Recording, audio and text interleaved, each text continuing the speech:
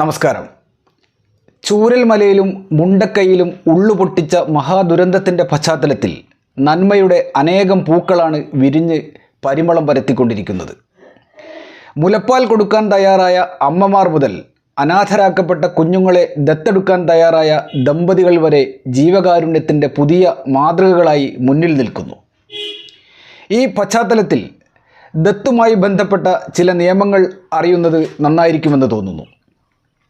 ദത്ത് എന്നാൽ എന്താണ്? കുട്ടികളെ വളർത്താൻ ഏറ്റെടുക്കുക എന്ന കേവല ഉദ്ദേശമല്ല ദത്തിനുള്ളത്. ജന്മം നൽകിയ മാതാപിതാക്കളിലുള്ള എല്ലാ അവകാശങ്ങളുടെയും ഒരു കുട്ടിയെ മറ്റൊരു കുടുംബം ഏറ്റെടുക്കുന്നതാണ് ദത്ത്. Juvenile justice care and protection of child ആക്ടിലെ സെക്ഷൻ 2 ക്ലോസ് 2-വിൽ ദത്ത് എന്താണെന്ന് വിശദീകരിക്കുന്നുണ്ട്. ബയോളജിക്കൽ പാരൻസിൽ നിന്ന്, അതായത് കുട്ടിക്ക് ജന്മം നൽകിയ മാതാപിതാക്കളിൽ നിന്ന് കുട്ടിയെ എന്നേക്കുമായി വേർപെടുത്തി ദത്തെടുക്കുന്ന മാതാപിതാക്കളുടെ നിയമപരമായ കുട്ടിയാക്കി മാറ്റുന്ന പ്രക്രിയയാണ് ദത്തെടുക്കൽ.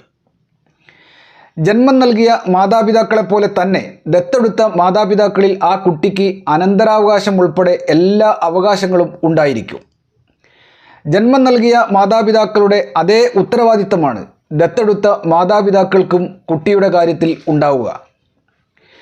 ഉദാഹരണത്തിന്, സ്വന്തം മാതാപിതാക്കളോടൊപ്പം ജീവിക്കുമ്പോൾ വിവാഹം നിഷിദ്ധമാക്കിയവരെ ദത്തെടുത്ത മാതാപിതാക്കളുടെ കുടുംബത്തിലും വിവാഹം കഴിക്കാൻ പാടില്ല, അല്ലെങ്കിൽ വിവാഹം കഴിക്കാൻ പറ്റില്ല. ദത്തെടുക്കുന്ന മാതാപിതാക്കളുടെ യോഗ്യതകളും മാനദണ്ഡങ്ങളും നിയമങ്ങളിൽ പറയുന്നുണ്ട്. അവ എന്തൊക്കെയാണെന്ന് നോക്കാം. മാനസികമായും ശാരീരികമായും വൈകാരികമായും ആരോഗ്യമുള്ളവരായിരിക്കണം ദത്തെടുക്കാൻ ഒരുങ്ങുന്ന മാതാപിതാക്കൾ. സാമ്പത്തിക ശേഷി നിർബന്ധമായും ഉണ്ടായിരിക്കണം. ജീവനു ഭീഷണിയായ അസുഖങ്ങളൊന്നും ഉണ്ടാകാൻ പാടില്ല. സ്വന്തം രക്തത്തിൽ മക്കളുള്ളവർക്കും ദത്തെടുക്കാം. വിവാഹിതരാണെങ്കിൽ ഭാര്യയുടെയും ഭർത്താവിൻ്റെയും സമ്മതം വേണം. അവിവാഹിതയായ സ്ത്രീക്ക് ആൺകുട്ടിയെയും പെൺകുട്ടിയെയും ദത്തെടുക്കാം. അക്കാര്യത്തിൽ ലിംഗഭേദമില്ല. എന്നാൽ അവിവാഹിതനായ ഒരു പുരുഷനാണ് ദത്തെടുക്കുന്നതെങ്കിൽ പെൺകുട്ടികളെ ദത്തെടുക്കാൻ പറ്റില്ല. വിവാഹിതരാണെങ്കിൽ 2 വർഷം സുസ്ഥിരമായ ദാമ്പത്യബന്ധം നിലനിൽക്കുന്നവരായിരിക്കണം ദമ്പതികൾ. ദത്തെടുക്കുന്ന കുട്ടിയുടെ പ്രായത്തിനനുസരിച്ച് ദത്തെടുക്കാൻ പോകുന്നവരുടെ പ്രായത്തിനും നിബന്ധനകളുണ്ട്. ഇത് സിംഗിൾ പാരൻറ്റിനും ദമ്പതികൾക്കും വ്യത്യസ്തമായിരിക്കും. അതായത് 2 വയസ്സ് വരെയുള്ള കുട്ടിയെ ദത്തെടുക്കാൻ ദമ്പതികൾക്ക് ഇരുവർക്കും കൂടി 85 വയസ്സ് വേണം. ഭാര്യയ്ക്കും ഭർത്താവിനും കൂടി അവരുടെ പ്രായം കൂട്ടിയാൽ 85 വയസ്സാകണം. സിംഗിൾ പാരൻ്റ് ആണെങ്കിൽ 40 വയസ്സ്. 4 വയസ്സ് വരെയുള്ള കുട്ടിയെ ദത്തെടുക്കാൻ ദമ്പതികൾക്ക് ഇരുവർക്കും കൂടി 90 വയസ്സുണ്ടാകണം. സിംഗിൾ പാരൻ്റ് ആണെങ്കിൽ 45 വയസ്സ്. 4 മുതൽ 8 വയസ്സ് വരെയുള്ള കുട്ടിയാണെങ്കിൽ ദമ്പതികളിൽ 2 പേർക്കും കൂടി 100 വയസ്സായിരിക്കണം. സിംഗിൾ പാരൻറ്റിന് ഇക്കാര്യത്തിൽ 50 വയസ്സ് മതി. 8 മുതൽ 18 വരെയുള്ള കുട്ടിയാണെങ്കിൽ ദമ്പതികൾ 2 പേർക്കും കൂടി 110 വയസ്സ് വേണം. സിംഗിൾ പാരൻറ്റിന് ഈ വിഷയത്തിൽ 55 വയസ്സ് മതി. കുട്ടിയും ദത്തെടുക്കുന്ന ആളും തമ്മിൽ പ്രായത്തിൽ 25 വയസ്സിൽ കുറയാത്ത അന്തരം വേണം.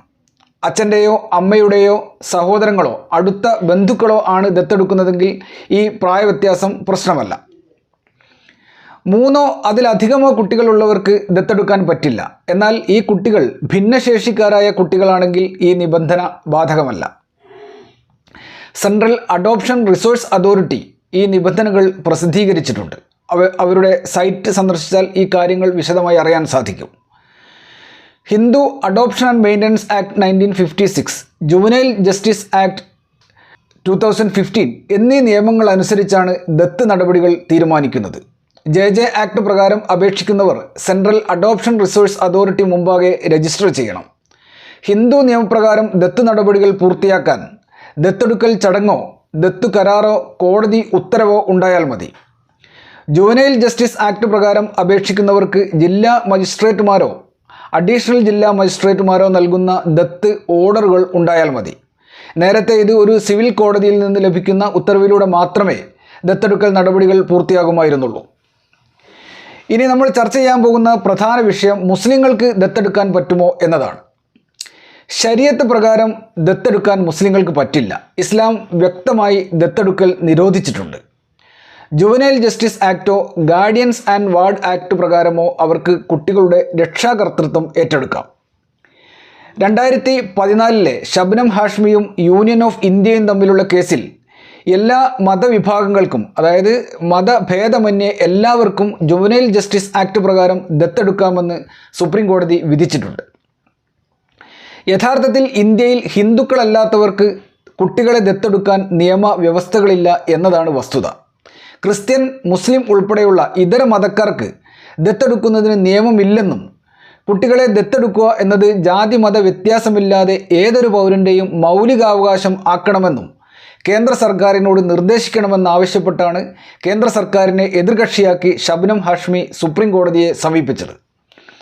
മുസ്ലിം വ്യക്തി നിയമം ദത്തവകാശം അനുവദിക്കുന്നില്ലെന്നും ശരീഅത്ത് നിരോധിച്ച ഒരു കാര്യം മൗലികാവകാശം എന്നല്ല നിയമപരമായ ഒരവകാശമായി പോലും അംഗീകരിക്കാൻ പറ്റില്ല എന്നുമായിരുന്നു മുസ്ലിം പേഴ്സണൽ ലോ ബോർഡ് ഈ കേസിൽ സുപ്രീം കോടതി മുമ്പാകെ വാദിച്ചത്.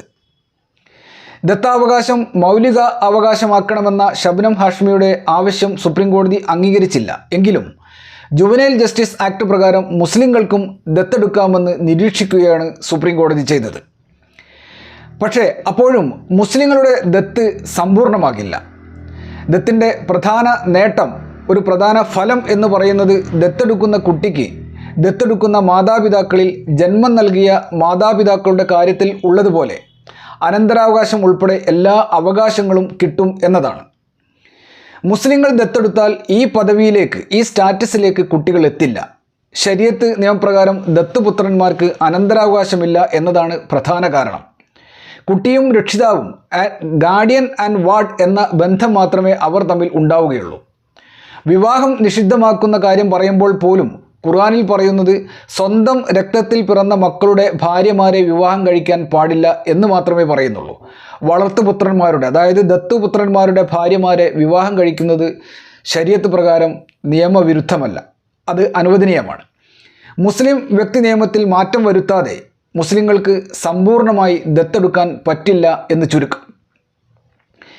ഏതായാലും അനാഥരായ കുഞ്ഞുങ്ങൾക്ക് മികച്ച ജീവിതം ലഭ്യമാക്കാൻ മുന്നോട്ട് വരുന്ന സുമനസ്സുകളെ ഹൃദയപൂർവ്വം സ്വാഗതം ചെയ്യാം. പലവട്ടം ഭേദഗതി ചെയ്ത നിയമങ്ങൾ ദത്തു നടപടിക്രമങ്ങൾ കൂടുതൽ സുതാര്യവും ലഘുവുമാക്കാൻ ശ്രമിക്കുന്നുണ്ട്. ഈ വിഷയത്തിൽ വിശദമായ മറ്റൊരു വീഡിയോയുമായി വീണ്ടും കാണാം. നന്ദി, നമസ്കാരം.